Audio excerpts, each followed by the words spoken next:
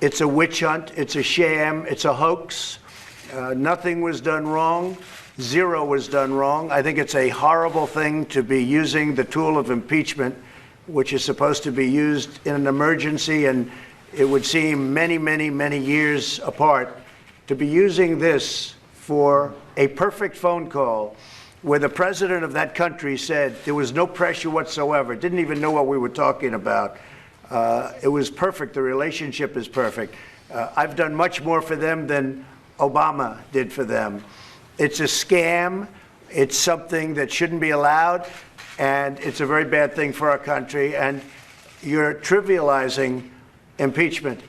And I tell you what, someday there'll be a Democrat president and there'll be a Republican House, and I suspect they're going to remember it. Here we have Donald Trump giving his interpretation of the Constitution, which is about as useful as his interpretation of the Bible, or, while we're at it, any book with words on the pages. He says that the tool of impeachment is supposed to be used in an emergency. Now, it would seem to me that the President of the United States withholding legally allocated, congressionally funded military assistance to Ukraine as part of an international extortion scheme to bribe them into delivering the political favor of an announcement of an investigation meant to destroy his political opponent would probably constitute an emergency. The guy was literally caught in the act cheating in the next election, with that election fast approaching, and he knew he was caught doing something incriminating, which is why he hid the summary of the call in a secure server, despite not having discussed anything of a sensitive nature that would warrant it being put there. That's why, to this day, he still won't allow his administration officials to comply with congressional subpoenas and testify in front of Congress.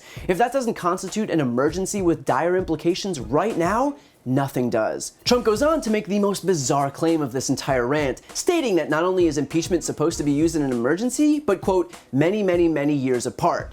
Does he think that he's not allowed to be impeached because not enough time has passed since the last impeachment?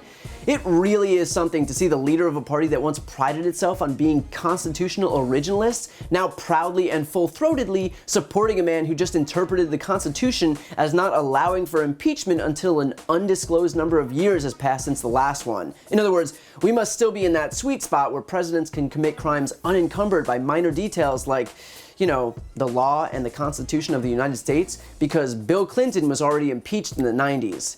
Yep, just like the founders wanted. Trump then leans back on his greatest hits, claiming yet again that his call with Ukrainian President Zelensky was perfect. Of course, it wasn't. Even the GOP's own constitutional scholar witness, Jonathan Turley, conceded that this was, in no sense of the word, a perfect phone call. His call was anything but perfect. And that is expressly why Trump doesn't even have a shred of credibility. It's precisely the fact that he claims that a call that even the most ardent of Republicans would concede is anything but perfect is nonetheless perfect that proves why no one believes anything he says. If he simply said that, okay, it wasn't perfect but didn't rise to the level of impeachment, then maybe at least people could buy the idea that he's acting in good faith. But he isn't acting in good faith, which is why he claims regardless that a call wherein he asked for the favor of an investigation into his top political opponent in the next election, with no mention whatsoever of the corruption that he was supposedly so concerned about, was somehow on some planet perfect. He is a con man who isn't even trying to hide the fact that he'll tell lies as egregious as he can muster because he isn't willing to concede even an inch on his deluded notion that he can get away with anything he wants. Trump goes on to point to the idea that he's completely innocent because Zelensky said there was no pressure, but that's like someone in a hostage video telling you that everything is fine while a gun is pointed to his head. Ukraine is at war with Russia. They rely on the military assistance that the United States gives. The last thing that Ukrainian President Zelensky needs is to publicly incriminate Donald Trump and risk the hundreds of millions of dollars of military assistance that his government controls while they're trying to contend with an enemy that has already invaded and annexed part of their country. The same country, mind you, that just attacked us. So of course the guy isn't gonna throw the pettiest world leader on the planet under the bus while his sole priority is to protect his people from Russia. Finally, Trump lobs a thinly veiled threat that when there's a Democrat in the Oval Office and a Republican House, that they'll remember this process and replicate it. Only the thing that Donald Trump doesn't seem to understand is that this is all the direct result of his own actions.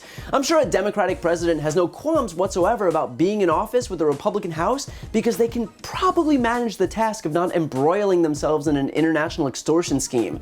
Just gonna go out on a limb and say that that's something they'll probably try to avoid while in office. But this is what Trump does. He will respond to this process with an absolute avalanche of defenses regardless of their validity, because the point isn't whether they're legitimate or not, not, it's to sow doubt in the process, to fight back with everything he's got, to give the impression that his impeachment isn't warranted.